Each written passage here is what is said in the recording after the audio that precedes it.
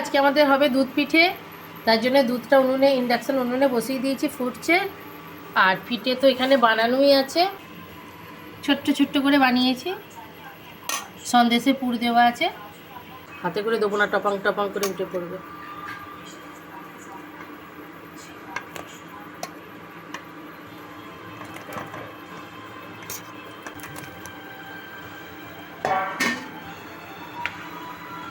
যে এলাচ গুঁড়ো করে নিয়েছি, এটাও দিয়ে দেবো।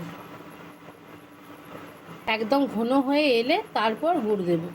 খেজুরের গুড় এর মধ্যে দিয়ে দারুণ সেন্ট হয়।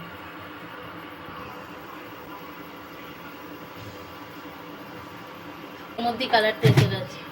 তো বন্ধুরা, এই যে চিনি,